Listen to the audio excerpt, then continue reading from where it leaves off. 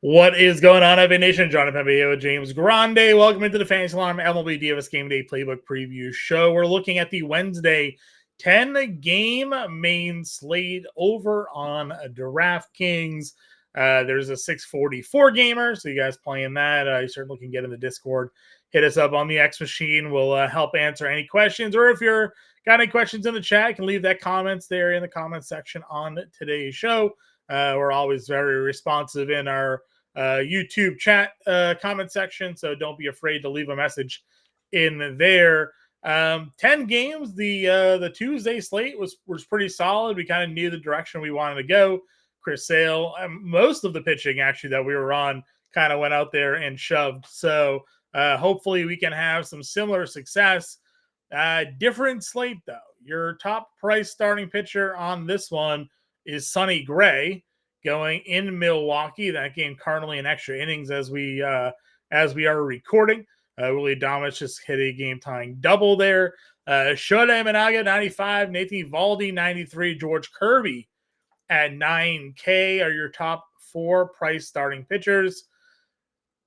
Outside Shota, are you even in on Shota here? Like, what are your thoughts on the top four? I mean, yeah, this is definitely different, right? We don't have Chris Sale.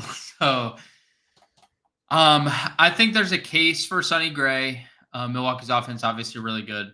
Sonny Gray does have great strikeout stuff. You can definitely get to Imanaga with the Cubs surging. Imanaga, 18 plus fantasy points in 4 of his last 5, quality starts in 3 of his last 5, and back-to-back starts. Strikeout stuff very inconsistent, but a lot of pitches can get deep into games, so I like him. Eovaldi, like the Yankees are obviously better against right-handed pitching. Eovaldi didn't look great against them earlier in August. He only made it through 3 innings, an 8-0 loss. Yeah, I don't know if I want to pay 9,300 for him. Obviously, he'll be low owned. And dude, George Kirby's just broken. I don't know what else. He's just fully broken. And you don't want to face this Oakland team right now. Lawrence Butler homered. Seth Brown just homered off Luis Castillo. That man's on fire. We talked about this, right? Like, you get Seattle pitchers out of Seattle this year. Pretty much all of them, with the exception of the Gilbert, maybe has like good, better, like drastic home versus road splits here. And Oakland is generally considered a pitcher's park, but these guys just aren't having fun outside of Seattle. 9K, guys giving up 17 homers on the road this year, man. Broken. And even Gilbert in Oakland got rocked the other night. Yeah. Like Gilbert, 4 runs over 7. I think he was fine, but Oakland's been this team all year. I mean, geez, they just for not all year. I would say beginning of the year was bags over our heads. Yeah. And then Lawrence Butler they watched Major League and they realized, hey, that could be us, right? Dude, you know what happened? It was that final game before the All-Star break where they put 17 runs on the Phillies and Butler hit the 3 home runs. And we were like, huh. And then the offense just has taken off. They got Lou Brown out there. They got a Wild thing. They're gonna run. Lou Brown. Shout out to Lou Brown. That's a good shot. Yeah. So I'm with you there. I think Shota would be the only one I would consider, honestly. I get it. I'm not saying I think Sonny Gray is risky. I think only reason I talk about bad home road splits. He has definitely been worse on the road. There's a lot of strikeout. There's a lot of strikeout equity with Sonny Gray. That's the only thing I'd say. Even in this matchup where he's kind of been shelled, he has 18 strikeouts in 11 innings. Yeah. That's a lot of strikeouts for a guy who's allowed 8 earned runs in 11 innings. I'd be in on so good out. He had 12, by the way, in a home start against them. 6 1/3, 2 earned, 12 Ks. Then went into Milwaukee, got wrecked. 5 innings, 6 earned runs, 6 strikeouts. And that's where Milwaukee thrives. And that's where they thrive. For me, it's a no-go. Again, I rode Sonny Gray in our Roto League all year long, and I had to cut ties. It's just the juice isn't worth the squeeze right now with the amount of home runs he's getting. What's frustrating is that they're letting him pitch deeper, or pitch count wise. He's going deep into pitch counts when earlier this year when he was dominating, like, all right, 83, you're out. Well, they didn't let him pitch deeper into those games earlier in the year. So for me, I think it's Shota. And I'm on the playbook. So for those of you who are watching, expect to see Shota in there and none of the other three guys that are in that group. You dub into the 8K tier. Does it get any better for you? Like, do you a struggling Charlie Morton, but he's got Colorado at $8,200? Like, do you give that one a go? Like, what are your thoughts in this mid range? I mean, it's interesting. Of course, Lugo bounces back with a great start against Houston because everyone expected that. Yeah, right. It's wonderful, so great, so much fun. I mean, Cleveland's bad against righties; they just don't strike out a lot. So, I don't think there's a lot of strikeout upside at 87. Hauk has been better-ish outside the Arizona start. I think we can give him a pass because Arizona is really good. Most teams can say that. So, the other couple starts surrounding that Arizona start have been really good. I think you're right. Like, Morton is very interesting. Zach Gallen is very interesting. The problem is both are like super inconsistent. Both are really struggling. Like, Gallen has been wildly disappointing, I think, from a fantasy perspective for a lot of the second half, outside of the Boston start, which was probably the most surefire, like, oh, this is definitely going to go poorly. And again, baseball happens, right? So I think between Gallen and Morton, your SB2 or possibly you're just pairing right there. If you're not like looking up to spend on Shota Imanaga, which, I do think he's like you said, the clear number one. Yeah. So I think Gallen and Morton are a little bit interesting. Obviously, like Darvish is returning, a little bit interesting considering how well he had been pitching. Yeah. But 66 pitches in a simulated game was what we last saw from you, Darvish, right? Coming off the elbow, coming off this like restricted list, at like whatever the case was, right? Yeah. I mean, obviously Detroit too, though. They've been kind of decent, right? Yes, but like we've also seen recently that I mean Joe Musgrove was 50% owned on your birthday slate. Sure. He went 7 scoreless innings, absolute domination. Yeah. And I think like as much as we like the Detroit pieces and as much as we think highly of them, they are all young. Riley Green, young. Carpenter, 26. Torkelson has obviously been young and inconsistent. Yeah, Parker Meadows. Young, Meadows, Carpenter. Jace Jung just started in the major leagues 2 weeks ago, right? So like we like the pieces, but at the end of the day, they're still young. Yu Darvish had been pitching really well. Probably not going to get their 8K.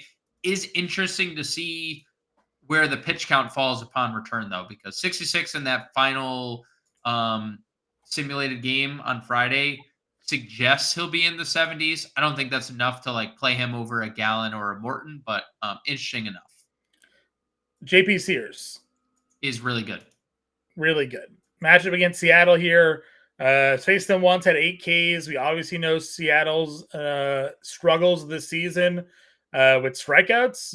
Strikeouts against left-handed pitching, third highest overall on the year at 27%. He's home. Again, this isn't a guy that has great home road splits, but over his last like 5 or so starts, man's been pretty good outside of this Milwaukee start. Even last 30 days, that strikeout rate's almost 29% against left-handed pitching. By the way, on the show to note, Pittsburgh last 30 days, 34% strikeout rate of lefties. Brutal. I could see myself going Shota Sears as my starting pitching group there, but Colin Ray, Sears, Domingo Germán has been pitching relatively well. What are your thoughts in the 7K range? He had been until look at it, face the Cubs. Yeah, well, that happens, people. He also faces the Cubs here. I'm not saying it's the same thing. True. Cubs have largely been good outside of the Monday or what is Tuesday slate. They obviously got shut down by Schemes and Company. Yeah. I do agree on your JP Sears front. I also wouldn't be opposed to going Bobby Miller, who's looked a little bit better in his last 2 starts and gets a really favorable matchup. Now, I also wouldn't be opposed to using pitchers against or players against Bobby Miller. The problem is you're facing an Angels offense, like, who are you even using against? Like, for Right. you're using the same guys we talked about on for Tuesday, like Moniak and Joe Adell, and Mm-hmm. but like, those guys also have really high strikeout ceilings. So I think Sears is the clear cut 7K play. I do like Bobby Miller quite a bit. Um, that's probably like the extent of things for me. Yeah. I want to ask about, we've seen this a bunch with Yankees pitchers, and this is kind of crazy to me.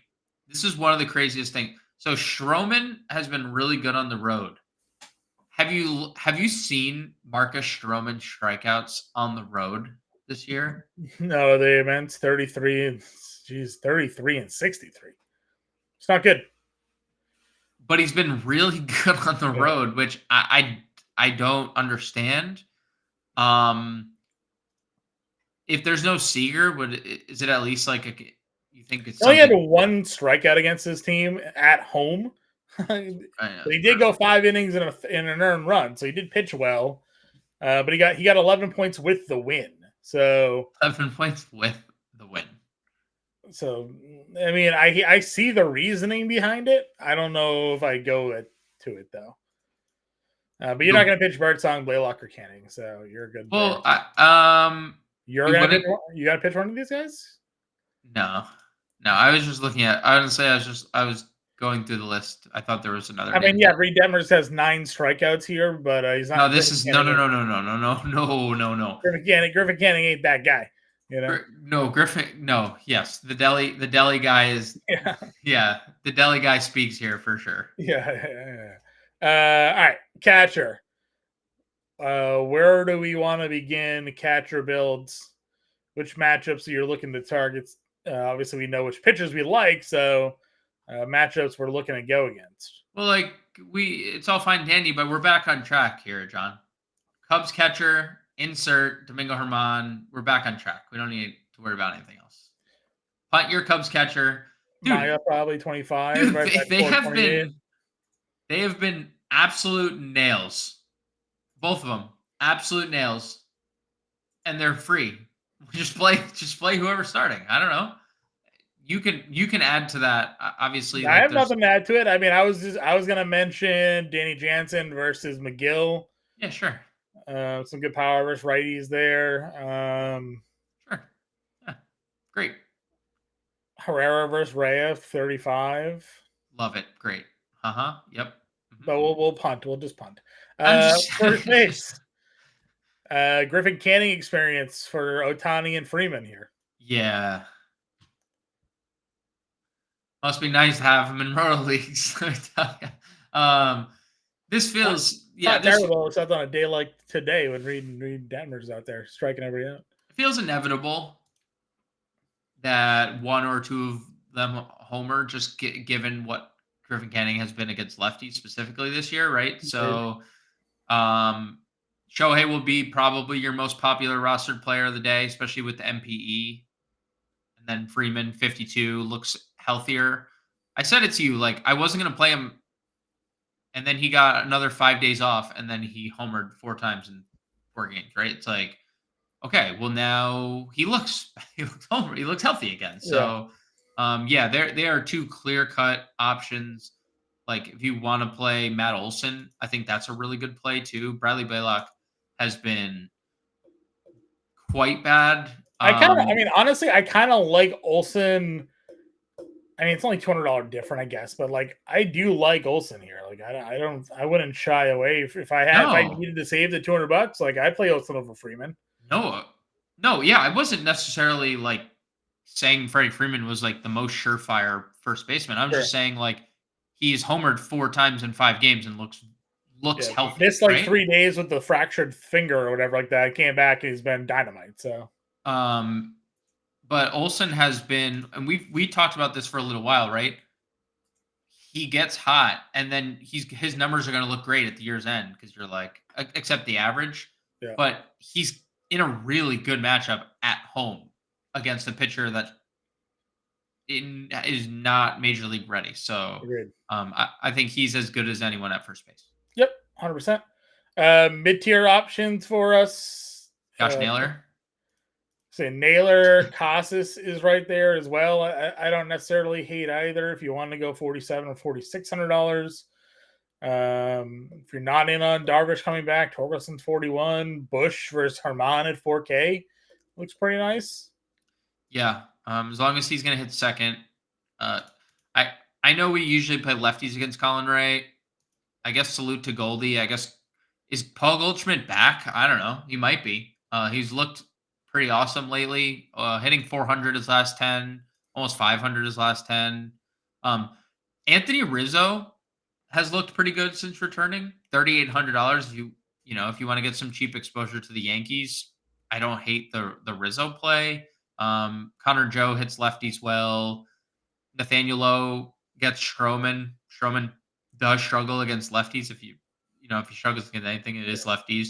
If you are playing, and then you get to, dude, they just are good. Like, they're just a well-constructed offense.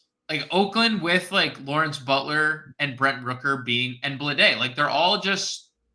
Dude, Rooker's got is hitting 300 with a 950 OPS this year. I mean... Yeah. I got him in the 18th round of the FSGA best ball. Like, nobody was taking Brent Rooker outside of just, like, a dart throw. And he should have been their all-star. Right. Like, yes. So I think, like, just when you're looking at, like, Kirby struggles, none of this other first base value is, like, nearly as good as Seth Brown. Like, not anywhere close. I got thrown off for a bit because they have Don Smith back on Boston. I was like, wait a minute, did he get, like, reclaimed? No, he's just No, the Reds are cutting ties. Yeah, so they outrighted him to AAA. So, all right, second base, position that we have historically spent down on the show. Probably going to continue that, right?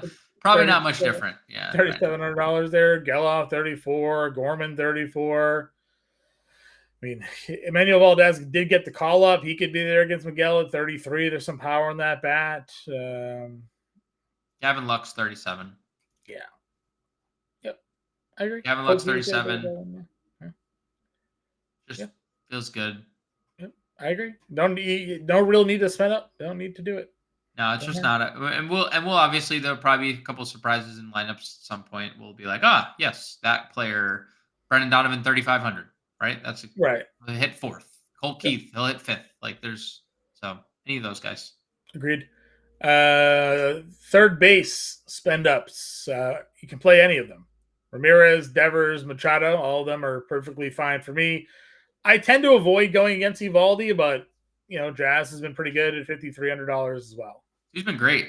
I'll just say he's been great. Another 2 hits on the Tuesday slate. I'm a little worried about Devers. And because, like, the last report was shoulders, plural, right? Like, it wasn't just because you had been talking about it, how he's just, like, playing through this injury. It was a singular injury. He can get it. He can't hurt it any more than it's been hurt. He's just dealing. It's an AC. It's some sort of AC joint, I believe. So, but now it's both. Yeah. So what happened to the other one? Defensive play, like, there's been some talks that this offseason when they possibly move on from Yoshida, that Devers is just now your Ortiz. He's your full-time DH. Makes sense. He's not the best, and he's not. It's not like he's an average defender. You're not losing. Yeah, you're not losing a lot there. Yeah, you're not losing a lot there. I'm a little worried about him. I'm not saying I wouldn't play him, but like, if Boston, he's just going to be in the middle of that lineup. So if you're stacking, I mean, he is 6K, obviously, so very difficult to probably get there, especially when you want to pay up for Jarren Duran. You know, our cost is probably prioritizing over Devers here. So I hear you. I feel that. Muncy versus Canning at 48. Just a lot of power, we know. Yeah, the Dodgers, I keep forgetting about all these lefties. They keep multiplying on me here. Like Lux, Muncy, and I'm like, oh my God, they have way more lefties than I remembered. That's scary. That's scary. A lot of lefties. Suarez, we know, has been hot. Vientos homered again on yeah, you get it. Like, not afraid of the righty matchup for him. So he just because he just homers. Like he just hits home runs. Yep. Let's see. Both Texas Rangers plays here. Dude, Jung has been he homered again. He's had 4 or 5 double-figure fantasy point games now. He was, I mean, if he didn't get hurt last year, he was probably going to win Rookie of the Year, right? Didn't Gunnar just end up winning it? But yeah, he's good. He's just very much in the combo until he got hurt. Yep, he's very, very good at baseball when he's value. DeYoung, 35. Sure. Joey Ortiz homered. We'll see if he's in the lineup with a righty, but probably will be. Jace Jung, 27. We don't have our cheap Blue Jays on this slate, so he can't even pivot. I was going to say, it's too bad. We can go to shortstop here. Bobby Witt, Lindor homered on the Tuesday slate. Homered, doubled, and stole a base. Yeah. Just doing it all. I would imagine Seager plays because he sat on the Tuesday slate with his load management now for the rest of the season. Okay. 5,500 for him, certainly great value. Adames versus a righty at home versus a righty that gives up home runs versus a righty that gives up home runs on the road. Yeah. I mean, yeah. No, I totally. Over under plus 275 tomorrow. I'll say 310. 310. Just in the threes. I feel like we don't need to do ourselves some justice here and bet the Adames home run on this one. Just for context here, let's. Do we have it? Do you think we have it right now? Probably not. Right? No, I don't think they. I'm gonna look at Willie Adames. I'm gonna pull up some. You pulling out some BVP? No, absolutely not. Never. I'm not a psycho. I was trying to pull up. We're not gonna get. Let's see. Yeah, Brewers. I wanted to get some Brewers numbers here against right-handed pitching, but I can't see next day. So, but yeah, he has 26 of his 29 home runs against right-handed pitching this year. I was trying to look at how many of the 26 have come. I was just being lazy, John. Okay, I wasn't going to look at Fangraphs. He is 5 for 12 at a homer off of Sonny Gray. So I'm gonna play him whether or not he was 0 for 12. I don't care. That's fair. I don't care. I know you don't care, but some people like to look at that. I see through. Yeah, Adames at $4,700. Again, Gray's giving up a ton of homers on the road. Gray being the top price pitcher on the slate, like psychologically, some people do not stack against that. Yep. So I don't mind if you get a lower roster Adames homer there, maybe 2 if we're getting greedy with it. 2. Okay. Yeah, Randall Grichuk's got 2 tonight. Why not Willie Adames? He does. Let's see. Value. Dansby Swanson. Swan Song. Dude, he has been so good. It took too long. I had him. We kept on saying like he's too cheap. But he just sucked forever. So yeah, he did have a really bad every month other than August. Now start of September, but he's been great. And then Geraldo Perdomo, another 2 hits on the Tuesday slate. You got Orlando Arcia. This is a spot I would love to play Arcia against Blaylock, righty. He got a stolen base, I think, on the Tuesday slate. So I think there's some pretty good value down here. Agreed. Outfield. We know where you obviously can spend up. You got Ohtani, Judge, Soto, Betts, Duran, Rooker. All of those guys are worthy of the $6K price tag. I don't know if it's since adjusted, but as of like this weekend, Jarren Duran was second in baseball in WAR overall total WAR. Jarren Duran, only behind I think it was either Judge or Ohtani is one of those two. So I think Judge is like way ahead of the field in WAR. Okay, so yeah, because Otani's just not playing defense. So fair enough. So Duran was right there. I mean, crazy numbers for Jarren Duran this year. Carroll, awesome win. Ketel Marte comes back. Do you keep Perdomo as your leadoff hitter, and do you like what? No, what do you he'll do? hit. No, he'll hit ninth. Swap. I mean, I assume he hits near the bottom of the lineup anyway because it's a righty, so they'll have Corbin Carroll leading So I mean, off. versus lefties, they might move Carroll down like they had been. Maybe they do Perdomo, Marte 1-2. Maybe. I mean, they have 7 runs with Perdomo at the top of the order. And he's been really good. So. Through 5 innings, he's 2 for 3 with a run and an RBI. Right? Yeah. It's like maybe that is just Corby's but he hit second tonight, Corbin Carroll. So that goes to show you what they think of Perdomo, right? Yeah. If Corby's still hitting second, now I really do think like it's probably likely Perdomo gets moved down, but maybe they do something where it's Perdomo, Carroll, Marte. Right, have Marte hit third, yeah. You're hitting your best player third. I mean, Josh Bell hitting third, that's perfectly fine if you want to move Josh Bell to like 6th. Get Christian Walker behind Marte. Yeah, I think they'd be perfectly fine with like adjusting the lineup there. Agreed. Sorry, I'm being distracted by Lawrence Butler at bat. I'm just anticipating a home run. It's a very fair feeling, right? Thoughts on the 5K range? I mean, you got Fernando Tatis here against Kiter, back in obviously Tatis being back. Riley Green, $5,100. If you're not in on Darvish, you got that going on. Standing Utah on the home runs. Seiya versus Herman if we're playing Cubs here. Like, what do you think? Yeah, I mean, I don't love the lower 5K tier. I love Corbin Carroll 5,300, obviously in a tough ballpark, but doesn't matter.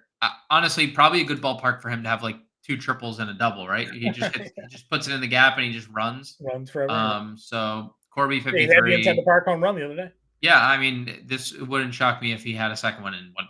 Right. I love Seiya and Hap if you want to play like the top of the Cubs lineup. Domingo Herman is Domingo Herman.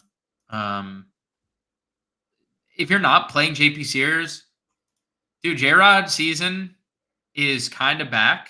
It's been back for like a week. Guy's been good.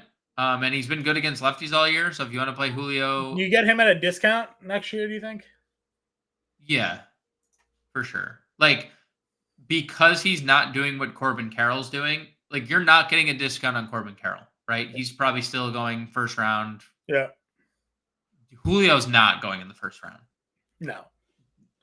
Unless he hit 15 home runs in the month of... He has 13 home runs, dude. If he plays he's going to play 140 games and maybe crack 20 home runs. Draft is next year. You're on the clock. Are you drafting Jackson Merrill or Julio Rodriguez? I mean, so a legit question, right? Because like Jackson Merrill has clearly been the better player this year in terms of like fantasy. I mean, and where did you draft Jackson Merrill? I think you did an auction. You got him for like $1 or $7 or whatever it was. It's like, okay. Julio Rodriguez was like the 6th overall pick in redraft. It's like it's not even. Anyways, yeah, I mean Julio 48, Hap 47, Merrill 47, all like elite plays. Yeah, go listen to the Caught Stealing show for some more seasonal future fantasy baseball discussion that I keep on sidetracking us with. Chorio, he homered again because he is awesome, and that home run also. Not a cheapie. That was a dead center field, over the wall homer. Again, Sonny Gray gives up a lot of homers on the road, especially. Chorio is a homer away from being the youngest player ever to reach 2020. So 2020 while being 19. Yeah. Or he's 20. He's going to be. I think he just turned 20, but he's 2020. He's 20 years old, having 20 home runs. The youngest person ever to reach 2020 probably gets it here against Gray. He's affordable. He pairs well with Adames since he's going to lead off. He's one of the reasons Adames has all those 3-run homers, probably. So yes, he sure is. Good there. No, he'll probably hit second for the record. Terang probably. Sure. Peterson, Jock Jams there, 45 works for me. What else are you looking at here? McCarthy 44. Taylor Ward homered again on the Tuesday slate. So if you want to play Taylor Ward 43, Big Christmas 42 if he's in the lineup against dude. But we just gotta go back to Lawrence Butler and talk about why he's still $4,200.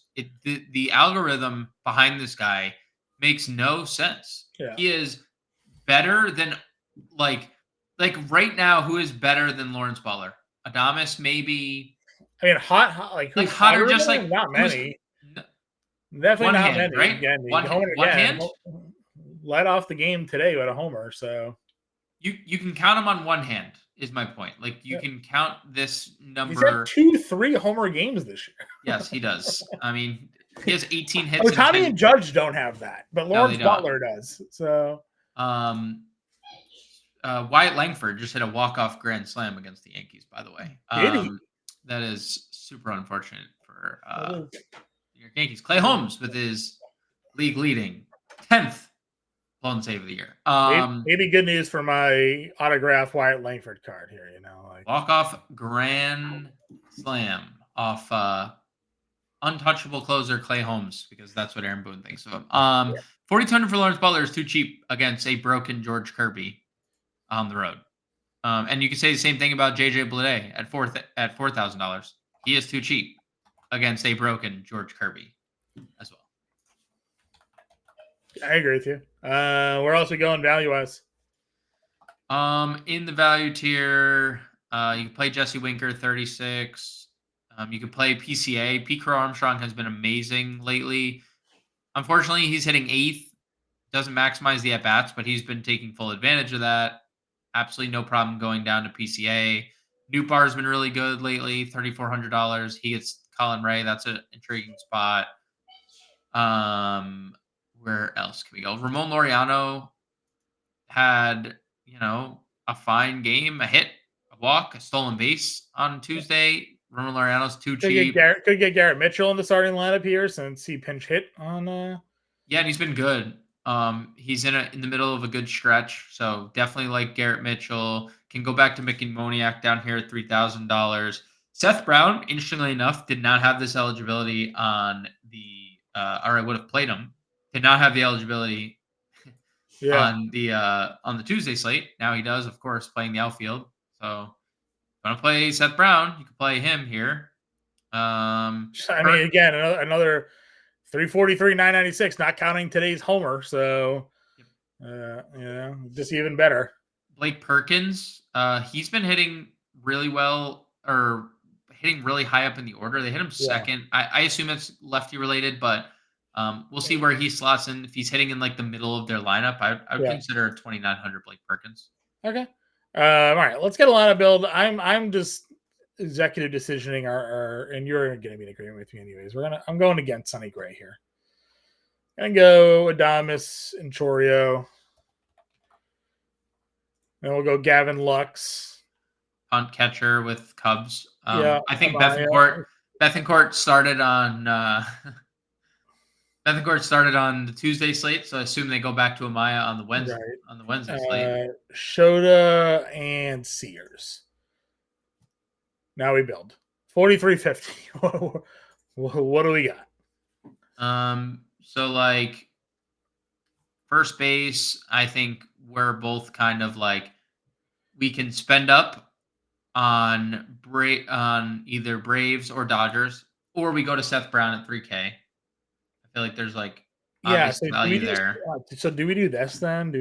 I'm just gonna do a full takeover here. Seth Brown, Shohei, Lawrence Butler, Ohtani, 3,200. Anybody at 3,200? Any play here? Chase Young. Sure. Chase Young. Sure. $2,700.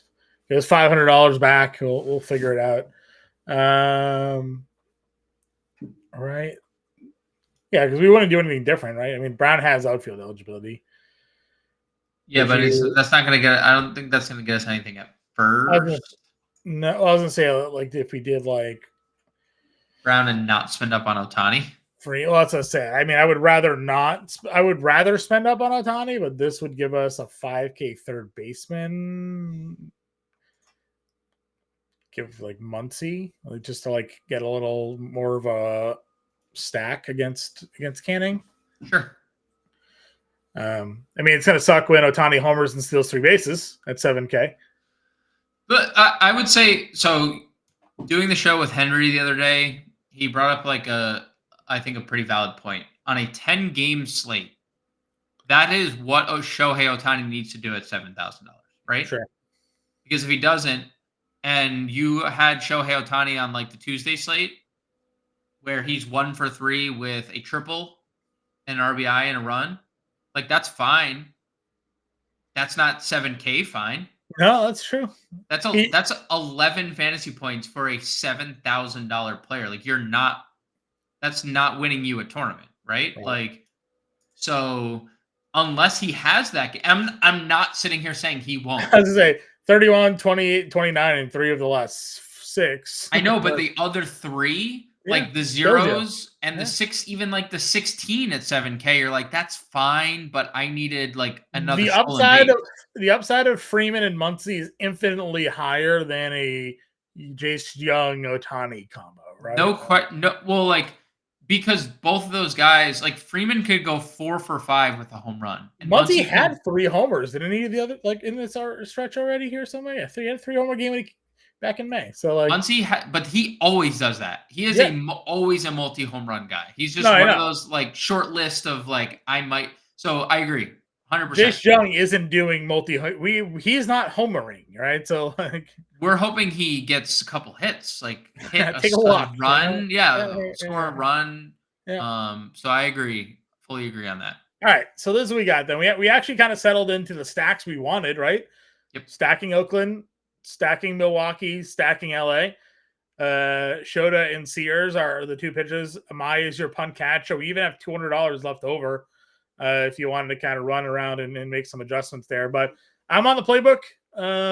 We'll be back live at 5 p.m. Eastern time to break all this down again for you with all the latest news, lineup notes, and updates. So check that out. We appreciate all you guys tuning in each and every day.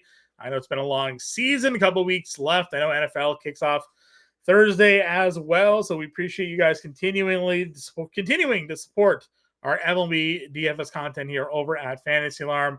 We'll see you guys at 5.